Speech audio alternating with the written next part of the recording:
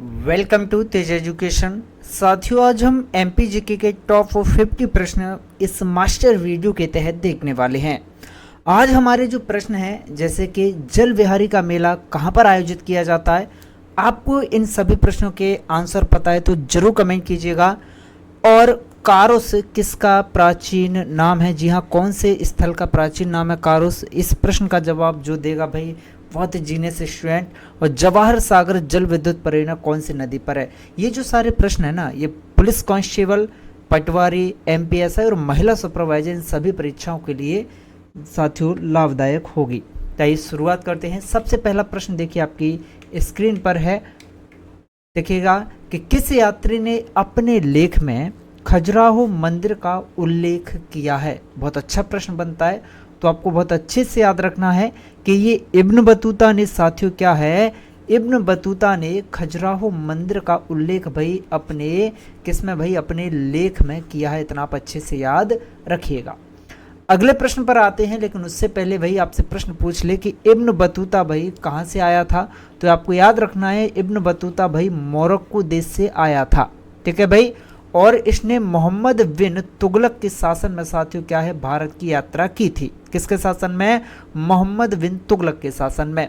इसकी जो प्रसिद्ध पुस्तक है साथियों रेहला है।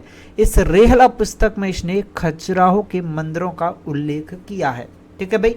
आपको ये भी ज्ञात होगा कि खजुराहो के मंदिरों का जो निर्माण है भाई वो किसने करवाया? तो खजुराहो के मंदिरों का निर्माण भाई चंदेल शासकों ने भाई करवाया। किन्होंने? चंदेल शासकों ने। चलिए प्रश्न है अगला आपकी स्क्रीन पर कि प्राणनाथ का मेला भाई कौन से जिले में भाई आयोजित किया जाता है? बेहद आसान प्रश्न है, तो आपको बहुत अच्छे से याद रखना है कि प्राणनाथ का मेला देखिएगा भाई, प्राण तो व्यक्ति के वहीं रहेंगे जहां पर क्या है भाई हीरे रहेंगे, क्योंकि हीरो में भाई सबकी जान होगी, ठीक है भाई, कीमती चीज है ना भाई। तो प्राण कहां पर रहेंगे भैया? प्राण पन्ना में रहेंगे। किसकी वजह से? हीरे की वजह से रहेंगे। तो ऐसे आप आसानी से इसे याद रख सकते हैं, ठीक है। चलिए आगे बढ़ते हैं। प्रश्न बन जाता है कि पन्ना में भाई आपका प्राणनाथ का मेला है और आपका भाई बलदेव का मेला भी है, ठीक है। शरद शमैया का मेला भी है साथियों। कहाँ पर? ये सब के सब पन्ना में आयोजित होते हैं। अगला प्रश्न बनता है कि भारतीय मृदा विज्ञान संस्थान निम्नलिखित में से कहाँ पर स्थित है? तो आप हमेशा याद रखना कि भारतीय मृदा विज्ञान संस्थान जो है ये हमारी राजधानी भोपाल में भाई स्थित है। कहाँ पर? राजधानी भोपाल में है। इसकी स्थापना की अगर बात करें भाई तो इसकी स्थापना वर्ष 1988 में भाई की गई। कब की गई? 1988 में। देखिए भारतीय मृदा विज्ञान संस्थान भोपाल में है और आपका भारत भवन भी कहाँ पर है भाई? भारत भवन भी आपका भोपाल में है, ठीक है भाई। अब देखिएगा आपको जरूरत होती है भाई पीडीएफ की। तो देखिए पीडीएफ अगर आप प्राप्त करना चाहते हैं तो सबसे पहले आपको गूगल पर भाई तेज एजुकेशन सर्च करना है। इसी क्लास का पीडीएफ आपको मिल जाएगा, ठीक है। तेज एजुकेशन सर्च करने के बाद आपको हमारी इस वेबसाइट पर क्लिक करना है। जैसे वेबसाइट ओपन हो जाए, इस तरह से ओपन होगी, तो यहाँ पर साथियों यहाँ पर ये जो सर्च आइकन है, सर्च बटन आएगी पीले कलर की, यहाँ पर आपको पीडीएफ का कोड साथियों यहाँ पर लिख देना है, ठीक है। पीडीएफ का कोड, ठीक है। और पीडीएफ का कोड भाई हमने यहाँ पर देखो सबसे नीचे यहाँ पर लिखा हुआ आ रहा है। इस क्लास का जो पीडीएफ है वो आपको इस कोड के माध्यम से जो है डाउनलोड हो जाएगा वेबसाइट से। प्रश्न है कि दक्षिण का प्रवेश द्वार भाई निम्नलिखित में से किसे कहा जाता है?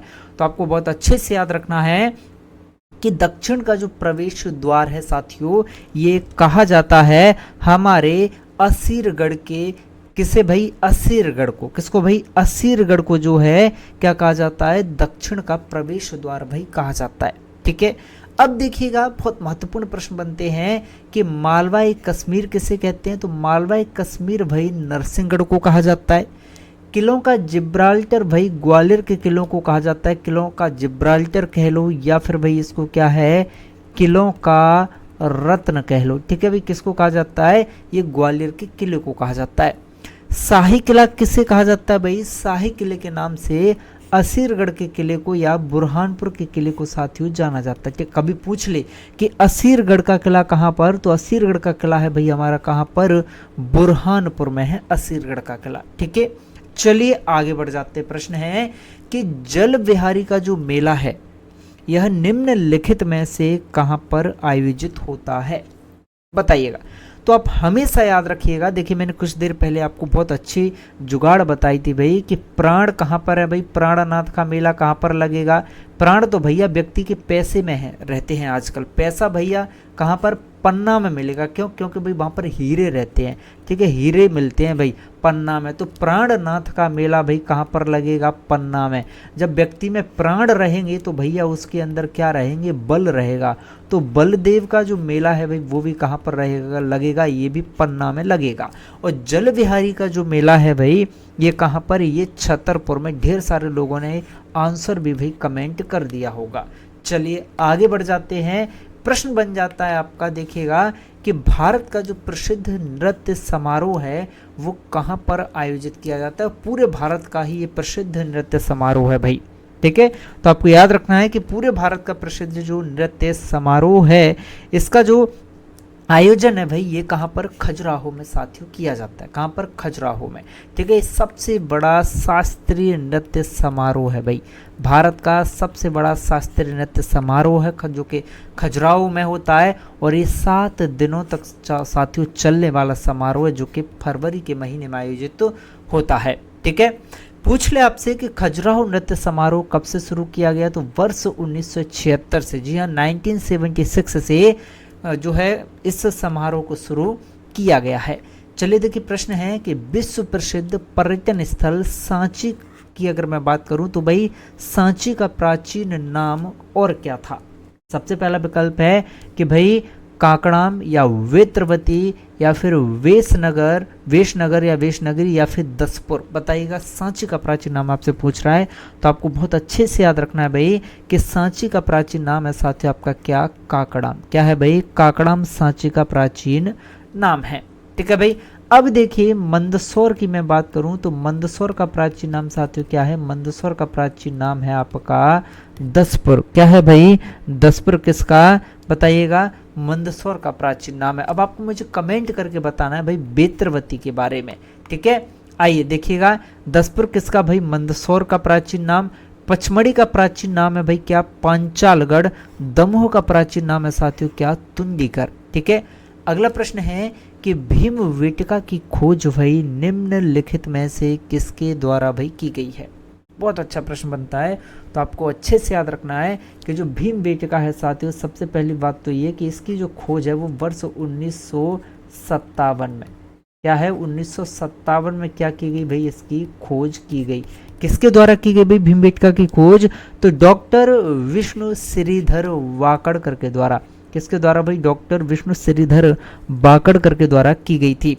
आपको जानकर आश्चर्य होगा कि जो भीमबेटका की गुफाएं ये रायसेन जिले में तो है ही भाई, कहाँ पर आपकी, रायसेन जिले में तो है ही, लेकिन ये भाई सबसे बड़ा गुफा समूह भी है मध्य प्रदेश का, ठीक है, जहाँ से हमें पुरापाषाण काल के भाई साक्ष्य प्राप्त होते हैं, ठीक है भाई, भीमबेटका की गुफाओं से, ठीक है।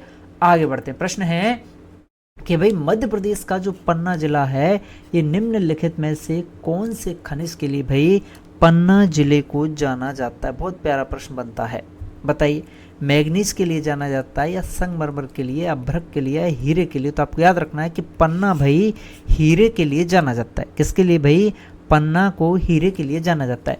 कभी आपसे पूछ ले पन्ना कौन से जिले के अंतर्गत आता है, तो पन्ना जो है साथियों आपका सागर संभाग या सागर डिवीजन के अंतर्गत भाई आता है, ठीक है। आगे बढ़ते हैं। चलिएगा, प्रश्न है आपका, देखिएगा कि मध्य प्रदेश का जो गिद्ध जिला है भाई वो निम्नलिखित में से किस जिले को साथियों कहा जाता है, गिद्ध जिला। अच्छा प्रश्न है, तो आपको अच्छे से याद रखना है कि गिद्ध जिला भाई पन्ना को ही कहा जाता है। क्या कहा जाता है, गिद्ध जिला पन्ना को ही कहा जाता है, ठीक है। आगे बढ़ते प्रश्न है कि वर्तमान मध्य प्रदेश राज्य को साथियों कुल कितने भौतिक प्रदेशों में भाई विभाजित किया जाता है। तो आपको याद रखना है कि वर्तमान मध्य प्रदेश को जो है कुल 7 भौतिक प्रदेशों में भी विभाजित किया जाता है। कौन कौन से हैं वो 7 भौतिक प्रदेश, तो सबसे पहला आपका मध्य भारत का पठार, दूसरा मालवा का पठार, तीसरा बुंदेलखंड का पठार, चौथा रीवा पन्ना का पठार, पांचवा सतपुड़ा पर्वतीय पठार और नर्मदा घाटी, और आपका बघेलखंड का पठार। ये कुल 7 आपके भौतिक प्रदेश हैं साथियों। ठीक है, प्रश्न है कि स्वतंत्रता के बाद जो है मध्य प्रदेश को कुल कितनी श्रेणियों में भी बांटा गया है स्वतंत्रता के बाद। तो आपको याद रखना है कि स्वतंत्रता के बाद जो है साथियों मध्य प्रदेश को कुल 3 श्रेणियों में बांटा गया था स्वतंत्रता के बाद, पार्ट ए, पार्ट बी और पार्ट सी। ठीक है भाई, आगे बढ़ते हैं, चलेगा। प्रश्न है आपका, देखिएगा कि भाई विश्व प्रसिद्ध पर्यटन स्थल सांची का प्राचीन नाम, तो ये हमने पहले ही देख लिया भाई, काकड़ाम। ठीक है, क्या भाई काकड़ाम जो है किसका प्राचीन नाम साथियों? सांची का। अब देखिएगा बहुत प्यारे प्यारे यहाँ से प्रश्न आपके लिए तैयार हो जाते हैं कि देखिए सांची का प्राचीन नाम है भाई क्या? काकड़ाम। मंदसौर का प्राचीन नाम है साथियों दसपुर। मुरैना जिले का प्राचीन नाम है साथियों क्या? मयूरवन। और दतिया का प्राचीन नाम है भाई दिलीप नगर। बघेलखंड का प्राचीन नाम है साथियों क्या? कारुश। और इस वीडियो के बिल्कुल शुरुआत में थंबनेल पर ही मैंने आपसे प्रश्न भी पूछा था कि कारुश भाई कौन से स्थल को कहा जाता है, कौन से क्षेत्र को कहा जाता है? ठीक है, तो किसको भाई? बघेलखंड को। काफ़ी कम लोगों को ये पता होगा। सच सच बताना किसका ये आंसर बिल्कुल सही कमेंट भाई किस किसने किया था। मुडवारा भाई किसका प्राचीन नाम है भाई? कटनी का। देखो व्यापम आपसे सांची, मंदसौर और कटनी ये 3 प्रश्न भाई व्यापम अब तक पूछ चुका है। ठीक, प्रश्न है देखिएगा कि मध्य प्रदेश की जो पहली महिला राज्यपाल हैं वो निम्नलिखित में से कौन थी? तो आपको बहुत अच्छे से याद रखना है कि मध्य प्रदेश की पहली महिला राज्यपाल साथियों सुश्री सरला ग्रेवाल थी। कौन थी भाई? सरला ग्रेवाल जो है पहली महिला राज्यपाल मध्य प्रदेश की। इसके अलावा पहली महिला न्यायाधीश भाई कौन? श्रीमती सरोजिनी सक्सेना। पहली महिला मुख्य सचिव भाई कौन? निर्मला वुच। पहली महिला विपक्ष नेता कौन भाई? जमुना देवी। पहली महिला मुख्यमंत्री कौन भाई? उमा भारती। पहली महिला आईपीएस कौन भाई? आशा गोपालन। ठीक है साथियों, तो ये तो प्रमुख चीज़ें जो है आपकी हो जाती हैं। ठीक है भाई, अब चलिए अगला प्रश्न है आपकी स्क्रीन पर, कौन सी नदी है भाई जो पश्चिम की ओर बहती है? जी हाँ, पश्चिम दिशा की ओर। ठीक है, किस दिशा की ओर भाई? इधर पश्चिम दिशा की ओर। ठीक है, ये कौन सी दिशा हो गई आपकी? पूर्व। और ये हो गई भाई आपकी कौन सी? पश्चिम। जिन लोगों को नहीं पता कंफ्यूज होते हैं, ठीक है, तो आपका जो दाहिना हाथ होता है, आप जब बैठते हो किताब में, तो किताब में दाहिने हाथ की तरफ पूर्व और बाहिने हाथ की तरफ या बाएं हाथ की तरफ पश्चिम। और हमारा जो सिर होता है भाई ऊपर की ओर भाई होता है क्या? उत्तर। ठीक है, और नीचे की ओर क्या होता है भाई? दक्षिण होता है। ठीक है, किताबों में। तो आपको याद रखना है कि पश्चिम की ओर जो नदी बहती है वो है भाई हमारी नर्मदा नदी। ठीक है भाई, आगे बढ़ते हैं। चलिए, प्रश्न है कि प्रमुख फसल भाई निम्नलिखित में से कौन सी है? तो आपको याद रखना है कि मध्य प्रदेश की जो प्रमुख फसल है ये है भाई गेहूं। कौन सी है भाई? गेहूं मध्य प्रदेश की प्रमुख फसल है। प्रश्न बनता है कि निम्नलिखित में से कौन सी फसल भाई नगदी फसल है? बताइए, सबसे पहला विकल्प मूंगफली या धान, गेहूं या फिर चना। तो याद रखें कि नगदी फसल साथियों मूंगफली है। कौन सी है? मूंगफली जो है नगदी फसल है। अगला प्रश्न बनता है कि पर्यटन विभाग के अनुसार मध्य प्रदेश की जो सबसे सुंदर नदी है भाई वो कौन सी नदी को माना जाता है सबसे सुंदर नदी पर्यटन विभाग के अनुसार? याद रखना है कि पर्यटन विभाग ने भाई सबसे सुंदर नदी का जो दर्जा है वो केन नदी को भाई दिया है। किसको दिया है? केन नदी को दिया है। केन नदी भाई निकलती कहाँ से, इसका उद्गम कहाँ से होता है? तो याद रखना केन नदी का जो उद्गम है भाई ये कैमूर पहाड़ी। कहाँ से भाई? केन नदी का उद्गम भाई कैमूर पहाड़ी कटनी से होता है। कैमूर पहाड़ी कटनी जिले से साथियों क्या है? केन नदी का उद्गम होता है। अगला प्रश्न देखिएगा, प्रश्न है कि किस भाग में वार्षिक तापांतर जो है भाई अधिक होता है? वार्षिक तापांतर, तो आपको अच्छे से याद रखना है कि वार्षिक तापांतर की अगर मैं बात करूं तो ये भाई मध्य प्रदेश के उत्तरी भाग में वार्षिक तापांतर भाई अधिक होता है। ठीक है भाई, अब कुछ महत्वपूर्ण पॉइंट देखिएगा, फैक्ट देखिएगा, बहुत प्यारे प्यारे फैक्ट है भाई।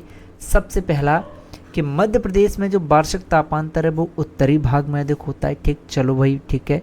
दूसरा है कि ग्रीष्म ऋतु में जो औसत तापमान है ना वो दक्षिण से अगर आप उत्तर की ओर जाओगे, मतलब नीचे से ऊपर की ओर अगर जाओगे मध्य प्रदेश में, तो तापमान भाई क्या है, बढ़ता जाएगा गर्मी की ऋतु में। ठीक है।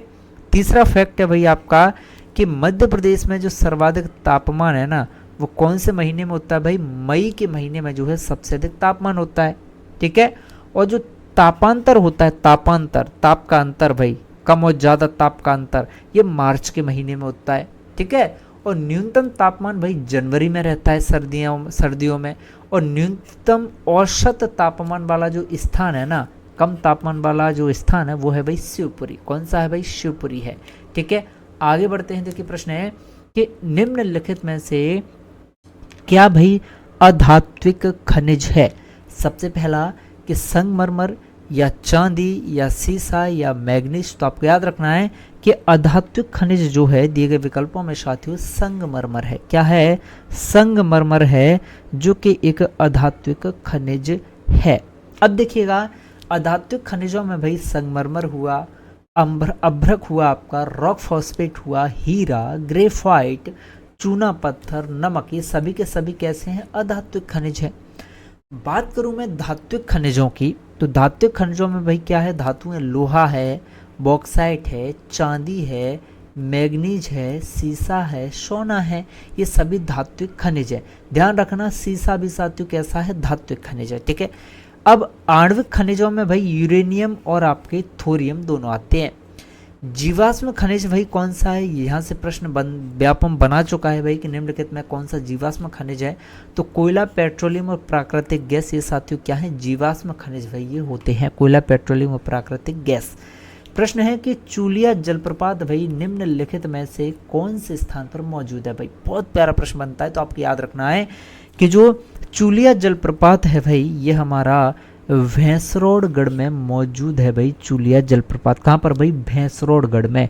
भैंसरोडगढ़ जो है भाई ये पड़ता है आपका कहाँ पर भाई, राजस्थान में। कहाँ पर भाई, राजस्थान में। ठीक है। राजस्थान का सबसे ऊंचा जलप्रपात है चूलिया जलप्रपात। प्रश्न है कि जवाहर सागर जल विद्युत परियोजना भाई कौन सी नदी पर मौजूद है भाई, बताइएगा। बहुत अच्छा प्रश्न है।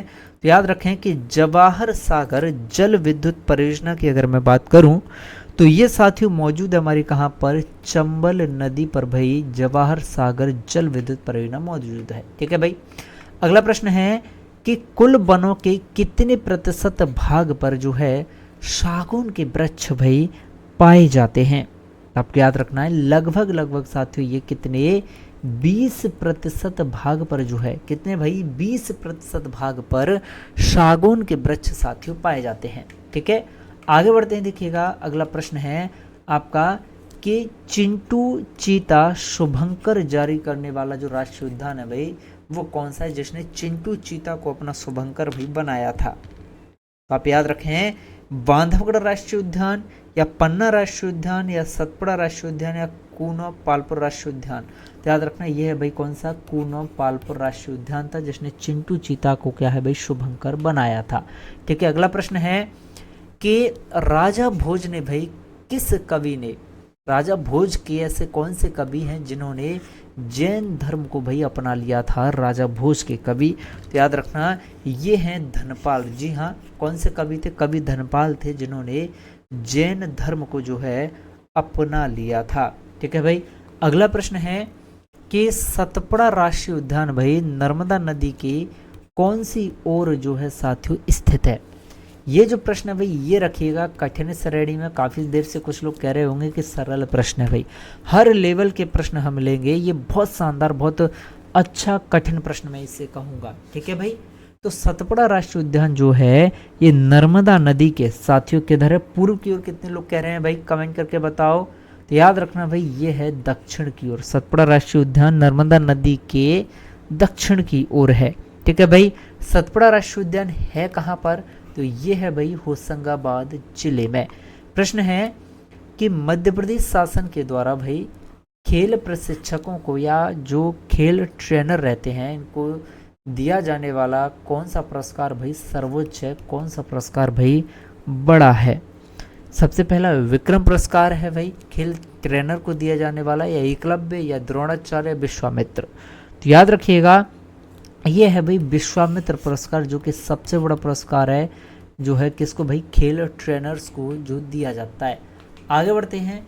प्रश्न है कि पहले गैर कांग्रेसी मुख्यमंत्री भाई निम्नलिखित में से कौन थे भाई, पहले गैर कांग्रेसी मुख्यमंत्री। तो याद रखना, पहले गैर कांग्रेसी मुख्यमंत्री हैं भाई कैलाश चंद्र जोशी। कौन भाई, कैलाश चंद्र जोशी। ठीक है भाई। अब देखिएगा, पहले मुख्यमंत्री तो पंडित रविशंकर शुक्ल, पहले गैर कांग्रेसी सीएम भाई कैलाश चंद्र जोशी बने थे, और पहली महिला सीएम भाई उमा भारती बनी, और हरिजन मुख्यमंत्री की अगर बात करूं तो राजा नरेश चंद्र सिंह बने। राजा नरेश चंद्र सिंह कौन बने भाई, हरिजन मुख्यमंत्री। इतना आप याद रखना, राजा हरिश्चंद्र सिंह। ठीक, प्रश्न नरेश चंद्र सिंह। ठीक है, नरेश चंद्र सिंह। प्रश्न है कौन सी मध्य प्रदेश की एक जनजाति भाई नहीं है। याद रखिएगा कि भोटिया जो है भाई एक जनजाति नहीं है। ठीक है, मध्य प्रदेश की। आगे बढ़ते हैं। चलिए, प्रश्न है मध्य प्रदेश जनजातीय संग्रहालय भाई निम्नलिखित में से कौन से शहर में मौजूद है भाई जनजातीय संग्रहालय। तो आप याद रखना कि जो मध्य प्रदेश का जनजातीय संग्रहालय है ये भी राजधानी भोपाल में है। ठीक है भाई। प्रश्न है कि महात्मा गांधी राज्य ग्रामीण विकास संस्थान कहाँ पर स्थित है भाई, महात्मा गांधी राज्य ग्रामीण विकास संस्थान। तो आप याद रखना ये मौजूद है भाई हमारा कहाँ पर, जबलपुर में। ठीक है भाई, कहाँ पर, जबलपुर में। इसकी स्थापना कब की गई भाई, 1964 में की गई। प्रश्न है कि राष्ट्रीय खरपतवार अनुसंधान केंद्र भाई कहाँ पर है, बताइए। राष्ट्रीय खरपतवार अनुसंधान केंद्र निम्नलिखित में से कहाँ पर मौजूद है। तो आप हमेशा याद रखना कि राष्ट्रीय खरपतवार अनुसंधान केंद्र जो है ये साथियों हमारा जबलपुर में है। कहाँ पर है भाई, जबलपुर में है। अगला प्रश्न देखिएगा, राष्ट्रीय खरपतवार अनुसंधान केंद्र जबलपुर की स्थापना भाई वर्ष 1989 में साथियों की जा चुकी है।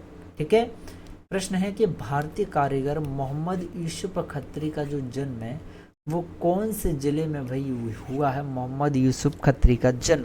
तो आप याद रखना मोहम्मद यूसुफ खत्री का जन्म साथियों धार जिले में हुआ है। एक प्रश्न है कि मेरी 51 कविताएं मध्य प्रदेश से संबंधित निम्नलिखित में से कौन से लेखक की कृति है भाई। तो आप याद रखना मेरी 51 कविताएं ये कृति है भाई किसकी, अटल बिहारी वाजपेयी की रचना है साथियों मेरी 51 कविताएं। इनका जो जन्म है अटल बिहारी वाजपेयी का 25 दिसंबर को हुआ था। इन्हीं के जन्म दिवस को साथियों 25 दिसंबर को जो है क्या मनाया जाता है, सुशासन दिवस भाई मनाया जाता है। कौन सा, सुशासन दिवस। ठीक है भाई। अगला प्रश्न है कि मध्य प्रदेश में सर्वाधिक अनुसूचित जनजाति वाला जो जिला है भाई, अनुसूचित जनजाति वाला जिला वो निम्नलिखित में से कौन सा है। तो सर्वाधिक अनुसूचित जनजाति वाला जिला है भाई आपका कौन सा, अलीराजपुर है। कौन सा है भाई, अलीराजपुर। ठीक। चलिए, प्रश्न है कि खेल प्रशिक्षकों को दिया जाने वाला जो सर्वोच्च पुरस्कार है वो है भाई हमारा कौन सा, विश्वामित्र पुरस्कार, जिसकी स्थापना की गई विश्वामित्र की कब भाई, 1994 में। अगला प्रश्न है कि गोटमार का जो मेला है भाई वो निम्नलिखित में से कहाँ पर प्रचलित है भाई, गोटमार का मेला बताइएगा। तो आपको याद रखना है कि जो गोटमार का मेला है भाई ये छिंदवाड़ा में क्या है, प्रचलित है भाई गोटमार का मेला। ठीक। अगला प्रश्न है कि पद्मश्री से सम्मानित होने वाली भूरीबाई का संबंध भाई कौन से क्षेत्र से है। अच्छा प्रश्न है। तो आपको याद रखना है कि भूरीबाई का संबंध है भाई किससे, चित्रकारी से। किससे है भाई, चित्रकारी से। ठीक।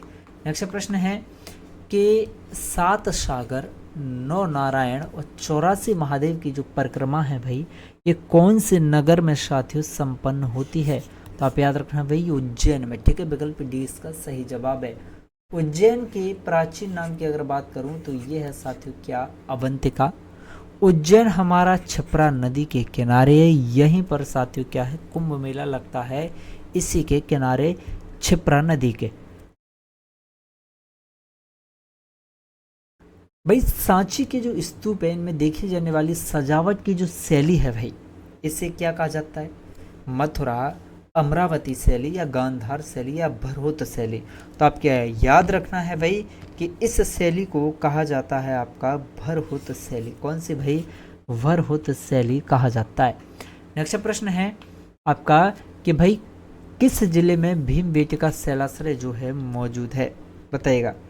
भीमबेटका शैलाश्रय भाई निम्नलिखित में से कहाँ पर, तो आप याद रखिएगा, बहुत अच्छे प्रश्न हैं साथियों। इसका सही जवाब होगा आपका कि भीमबेटका शैलाश्रय जो है ये रायसेन में है। ठीक भाई, अगला प्रश्न है कि 1957 में भीमबेटका की गुफाओं की खोज की थी श्री विष्णुधर वाकड़कर ने की थी भाई।